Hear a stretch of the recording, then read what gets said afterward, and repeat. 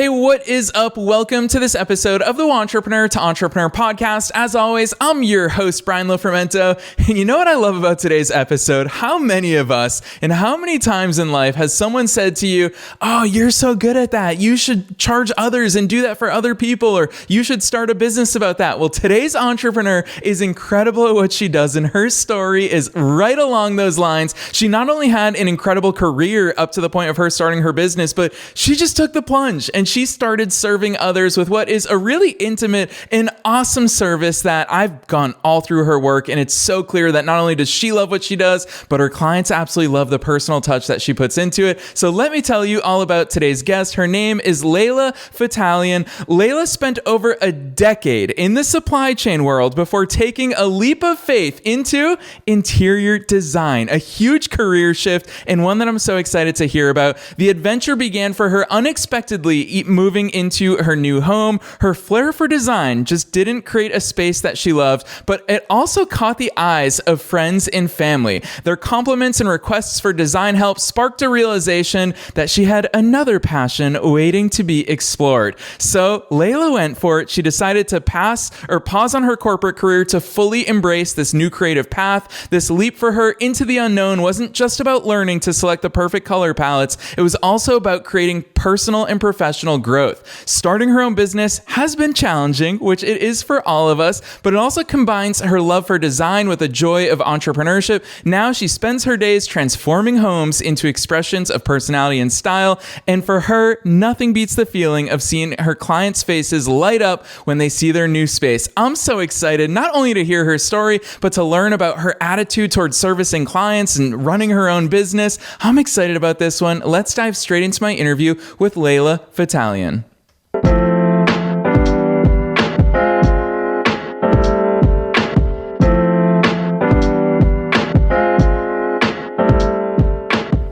All right, Leila, I'm so excited that you're here with us today. First things first, welcome to the show. Thank you. Thanks for having me. Heck yes. You already know, I love your entrepreneurial story and all the pivots and turns that came with it. So before we get into the good stuff, take us beyond the bio. Who's Leila? How'd you just take that plunge into the world of entrepreneurship? Sure. Well, I grew up in an entrepreneurial family. My parents started their own business in computers and education when I was about 6 or 7 years old.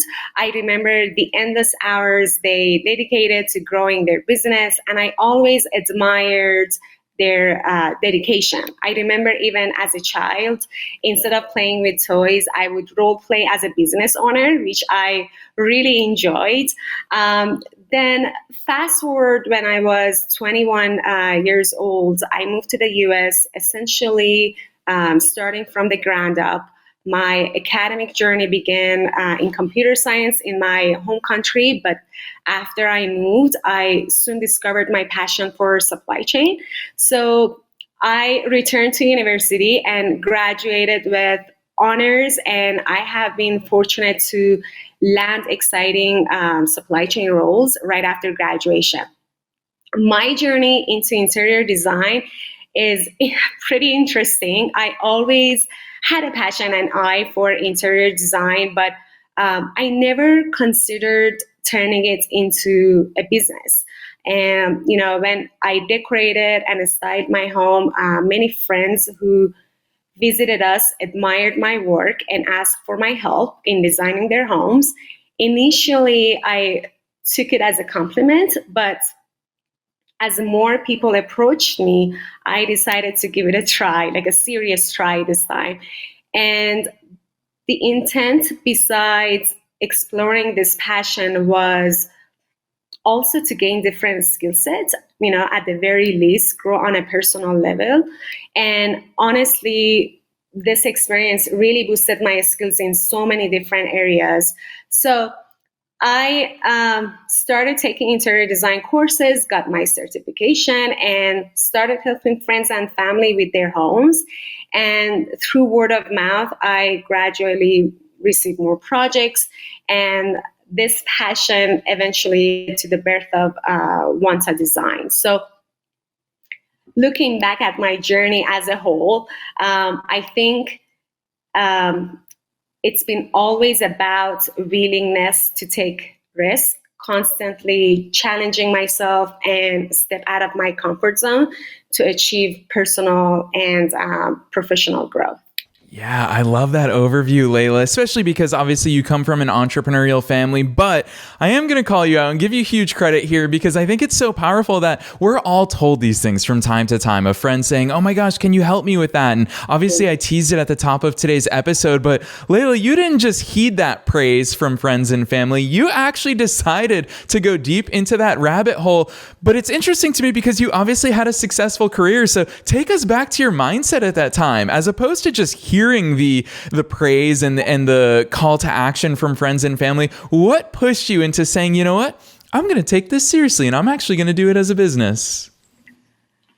To be very honest, I think I had a moment where I was like, I'm only living this life once. And if I don't try it now, I'm afraid I won't ever try it. And I just don't want to get to the point where I regret the chances that I didn't take, or I regret the risks that I never took.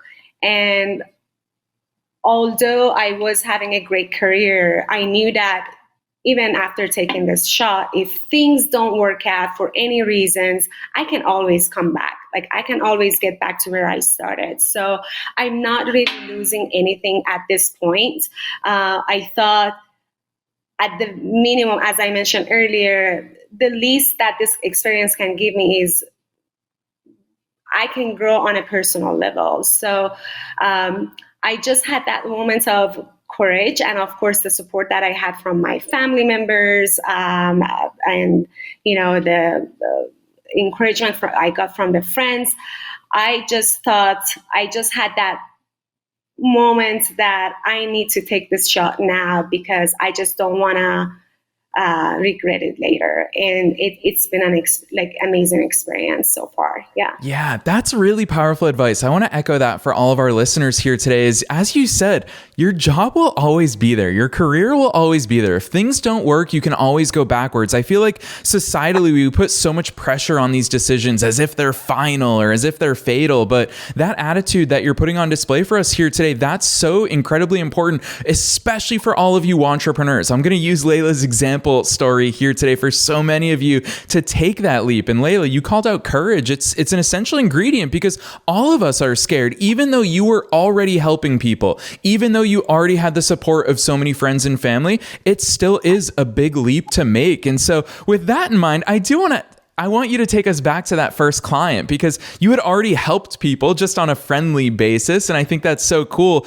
It must have given you confidence, but still there were so many unknowns about going ahead and selling your services. Take us back to that first client or that first point where you realized, holy cow, this is a real business. Yeah.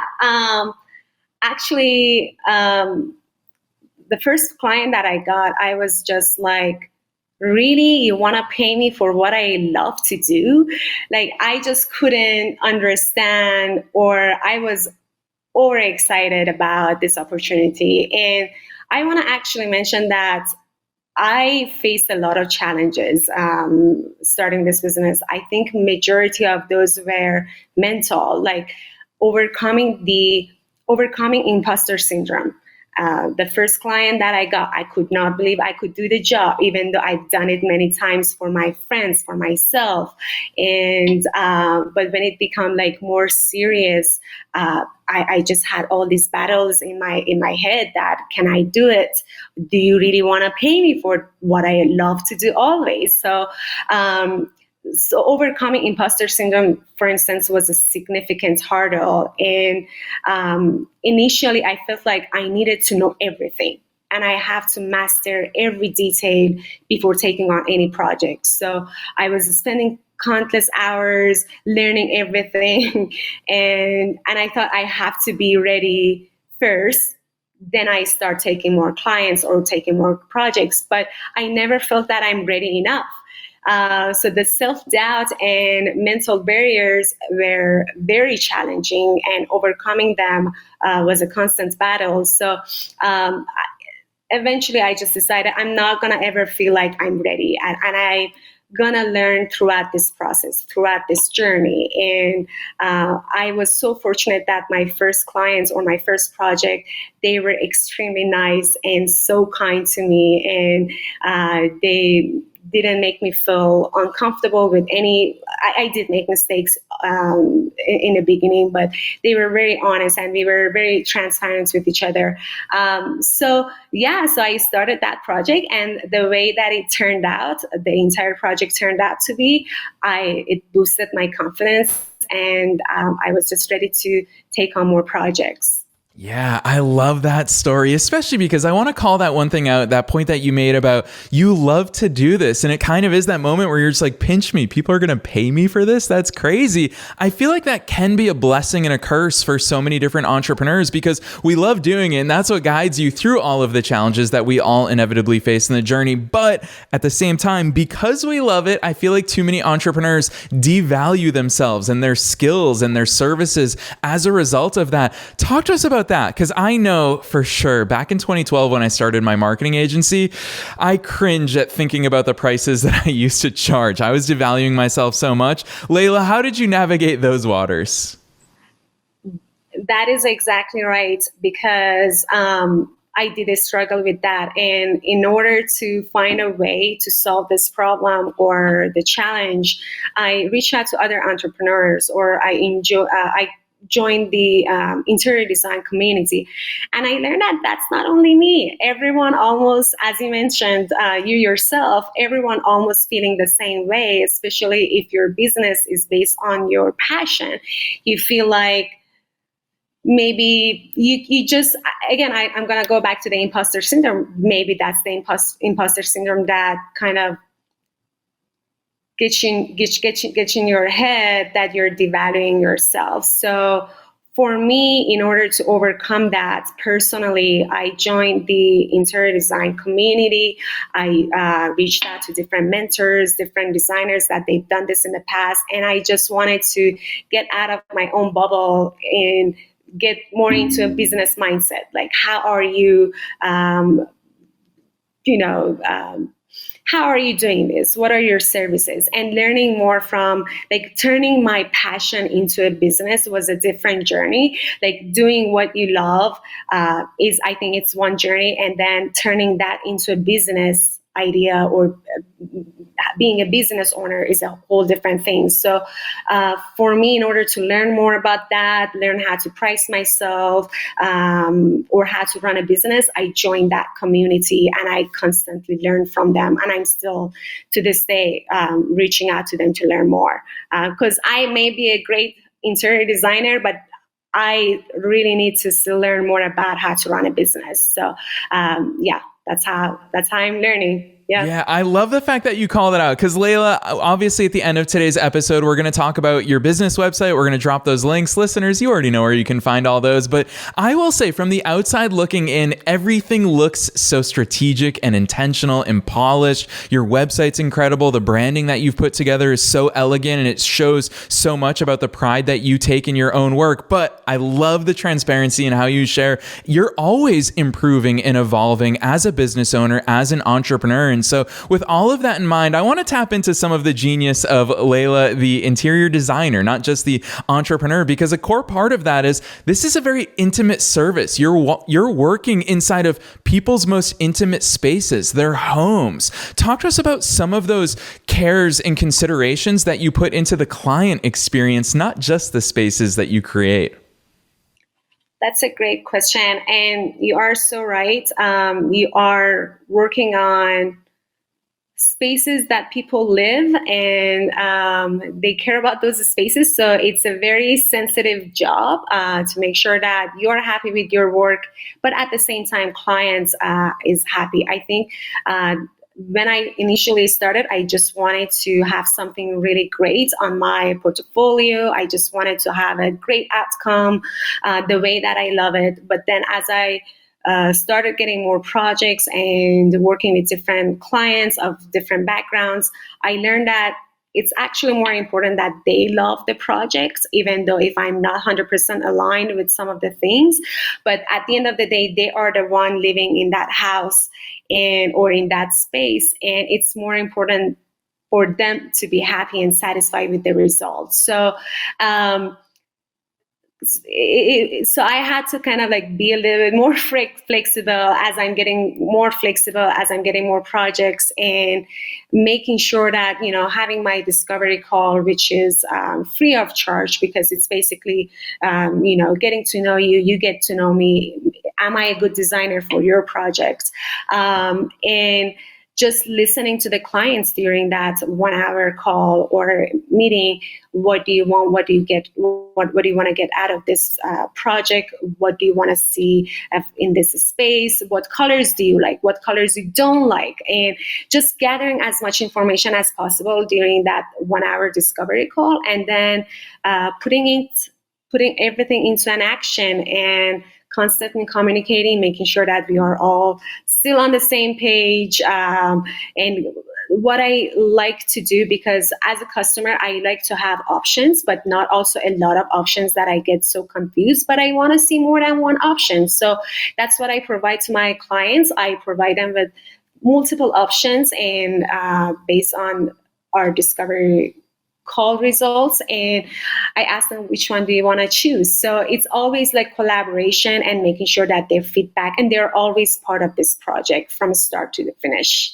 Yeah. Yeah, I would imagine in your industry in particular, it's such an important part of it to have that collaborative environment, because being client facing is something that we should all, or client oriented is something we should all aspire to. But you put it so succinctly there, is that they have to love the results because it's their home. So I think it's particularly important. It makes me want to ask you, considering your supply chain experience, Leila, there's so much that you are used to from a process oriented perspective, from a metrics oriented perspective, and now you're in a radically different industry. How do those two mesh together well? Because I'm a big believer that everything we do in life prepares us for this very moment, but also we're being prepared for things we can't even imagine right now. With all of that in mind, how did your supply chain career background prepare you for what you do now?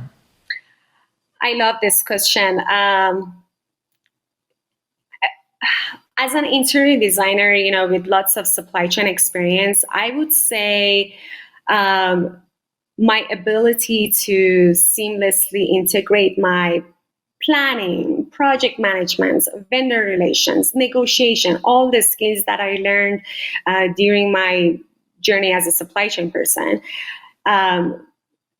was extremely helpful, and in addition to my creative design ideas and all the skill sets. So to answer your questions, I would say that kind of supply chain background, or what I learned throughout the supply chain journey, now as an interior designer, that made me to be good at looking at things from different angles, making sure everything runs smoothly, from picking the right pieces to keeping projects on budget, all while you're creating a beautiful space for the clients. So I not only make sure that my design projects are beautiful, but also grounded in great planning and resource optimization, everything that I learned from supply chain. And I think that's actually one of the keys to my success is my capability to manage the operational aspects of design projects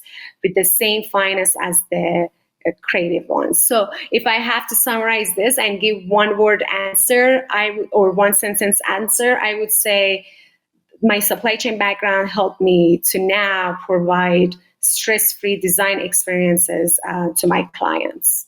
Yeah, Leila, I'll tell you what, hearing you say the words strategic with regards to interior design makes me realize why I don't necessarily love all of the spaces that I live and work in. And it's because for so many of us, it isn't strategic. For so many of us, if you're moving from different places, I'm someone who travels a lot, and I'll go places and I'll say, I love this space, but I can't put my finger on how to recreate that in my own space. Where does that come from? Because a lot of us work from home. A lot of solopreneurs especially work from home. And so we are merging our workspaces with our home spaces. Since we're talking about interior design, I want to tap into that side of your brain. How do we even begin to go about creating that space that can function in all the ways that we need it to? Yeah. So say if I have a client that they want to have an home office, or they want to turn one of the extra bedroom that they have in their house into an office. So again, it's so overwhelming because you go on Pinterest, you go on social media, and you see all these different ideas, or you go, to different stores and you see all these beautiful arts and tables and rugs, and you just love them all and you want to bring them all into your office. But it's very important, I think, how interior designer can help you is they can look at things from a bigger picture. I think I personally, sometimes when I go to stores, I want to buy this, I want to buy that, but when I bring them together, they don't necessarily go well with each other. So how you want to start is that it does get overwhelming in the beginning, but you just want to write down, what do you want to get out of this space? What's more important for you? Is it more functional, or do you want it to make it more beautiful? What do you exactly want from this room? So just writing those things down and start from bigger stuff. So say if you are working on your home office, you get the table first. Maybe the table lamp would be the last. So you start with the bigger piece because it's going to be easier at the end to get the smaller stuff. And before you purchasing them, what I do actually, I have like softwares or different tools. I put everything together to make sure that everything looks great on a paper before go ahead and purchase them. So you have working with interior designer, they come with all these tools and 3D designs. So you won't necessarily spend all this money on all the materials, all the furniture, and then you come home and they don't go well with each other. So you just see them visually on a 3D design, on a piece of paper before you actually commit to them. So I would say, when you want to start from something, just write down, what do you want to get out of this room? What's the most important thing? And what do you not want to see?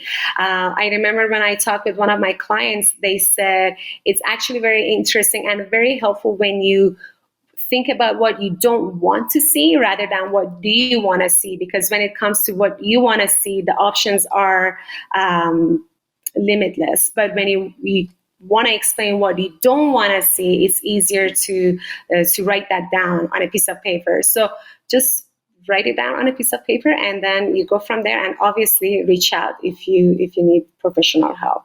Yes, I love that approach because it really is a roadmap. And so much of what we talk about in life and business really comes down to being intentional. And I think it's something that when we start by having that map in place and putting constraints, I love the fact that you introduced us to that approach of saying, hey, here are the things I also don't want. It's something that my friends joke around with me with here in Tampa is when I say to people, oh, I don't know what I want to eat tonight.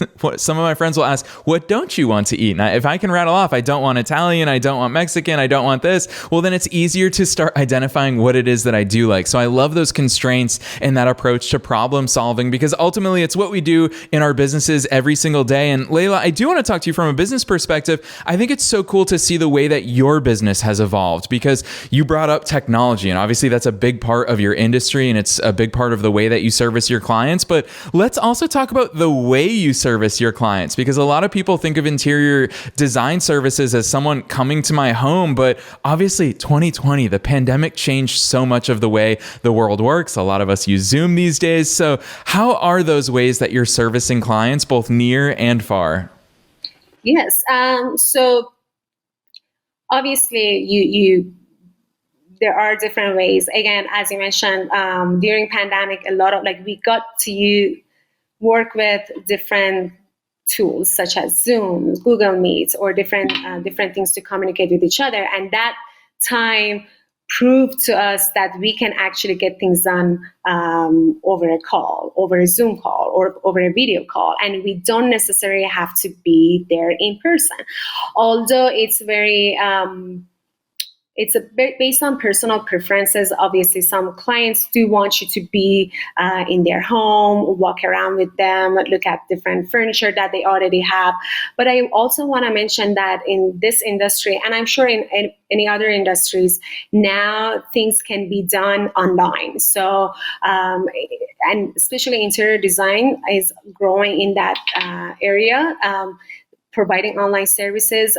Basically, again, if we have a discovery call, we can have it over a Zoom call, and you can take photos, you can record a video of your space, you send that over to me or any other designers, and we provide the information, the 3D design tools that we have, or any other tools that we have. They are all electronic, and we communicate that to you. So this actually is super helpful because you may have tons of interior designers in your city, but you may specifically like this kind of interior designer work in the other city, miles away from you. And you don't really have to sacrifice that anymore. You can easily reach out to them, and things can be done online. And I do offer also online services. So regardless of where you live, even if you live overseas, I can provide those services too. So it's as easy as, again, having open communication,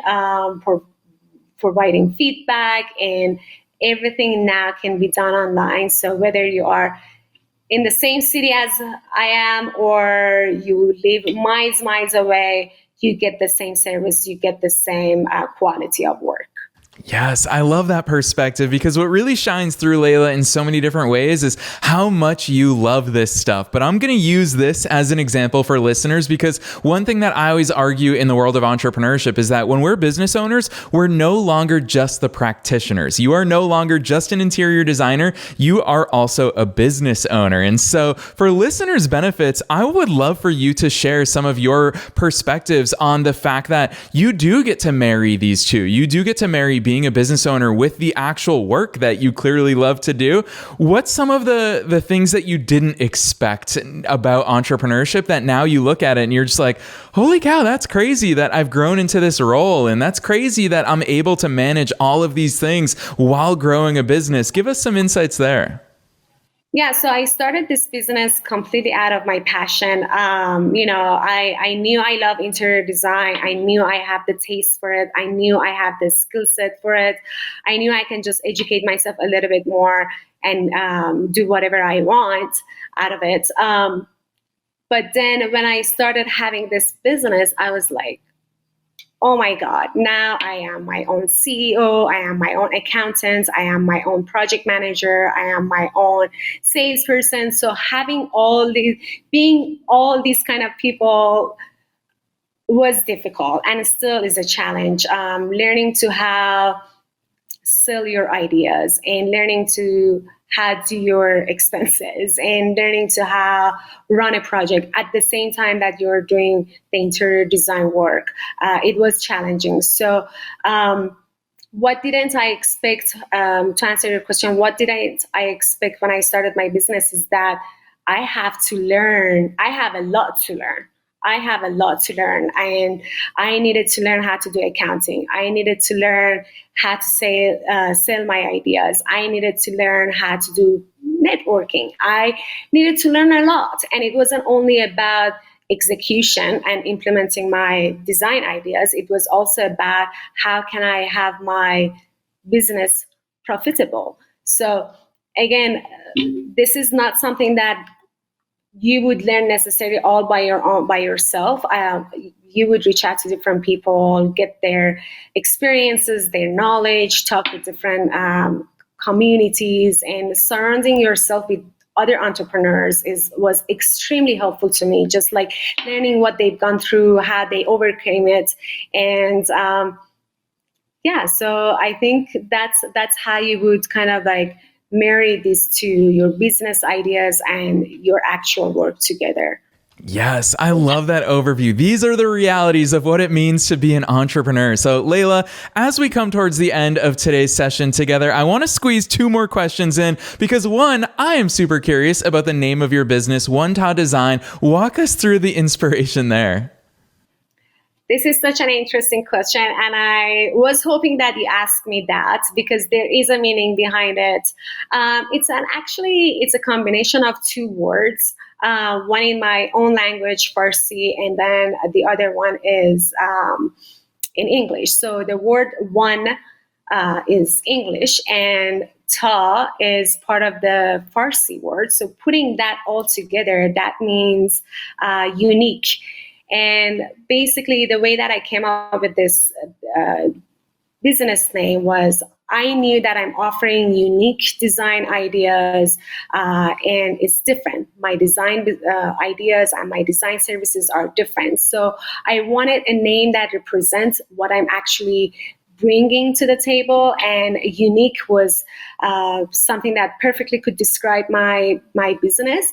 And I brought two different backgrounds that I have, so something from Farsi and something from English. So you can tell, or you can say this word is basically everything about me. It's unique ideas with all different backgrounds that I'm bringing to the table. Yeah. Yes, I love the meaning behind it. I figured there was a deep meaning to it. So the fact that you've been able to blend all of that into one business brand and done it in such a beautiful fashion, your website, the way that it follows through all of your branding and the way that your business shows up in the world, huge kudos to you. So Leila, my final question, I ask this at the end of every episode, is what's your one piece of advice, that one takeaway for listeners tuning in who are inevitably going to be inspired not only by what you do and how you serve your clients, but I think what's so powerful about you is your own entrepreneurial journey and the mindset and the perspective that comes with it. So what's that one thing you want to leave listeners with?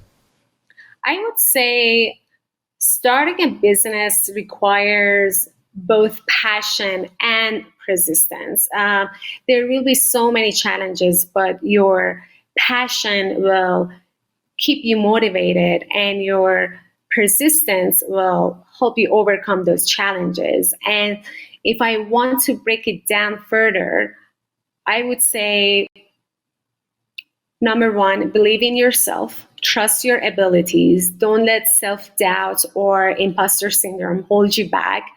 Number two, keep learning, be open to learning new things all the time. Mistakes are great teachers, so don't be afraid of them. Number three, build a strong network. Surround yourself with supportive people, including other entrepreneurs or mentors, or even if you're lucky enough, the support from your family or friends. They are very valuable and they can provide you valuable advice and keep you motivated. And last one, start small but think big. Start with what you have and improve as you go. Don't wait for everything to be perfect because it's never going to be happening. Stay persistent and adaptable to turn your vision into reality. Yes, important advice for every single one of us, no matter where you are in your entrepreneurial journey, whether you're a wantrepreneur or an entrepreneur, heed Leila's advice because this is coming from her own experiences, her own journey that she's been so transparent about here in today's episode is that it's ever evolving. We are all always growing, and embracing all of these things in our own personal journeys is only going to set us up for success. So Leila, we talked a lot about your style, the services that you provide to your clients today. Listeners couldn't see it. They just have to listen to us, but drop those links on us where they can find your business and see all of your cool and amazing projects in action. Sure. You can visit my website at OneTaDesign.com or find me on Instagram at OneTa Design to see some of my work. Also, feel free to email me at Leila at OneTaDesign.com. Yeah, so listeners, you already know the drill. We are making it as easy as possible for you. Find all of those links down below in the show notes, wherever it is that you're tuning into today's episode, as well as Leila's personal LinkedIn, her Instagram that she mentioned, as well as her business website. So don't be shy in reaching out. And if you need interior design services, you heard it from her here today, is that no matter where in the world you are, it's accessible to work with incredible entrepreneurs and interior designers just like Leila. So Leila, on behalf of myself and all the listeners worldwide, thanks so much for joining us on the show today. Thanks again for having me.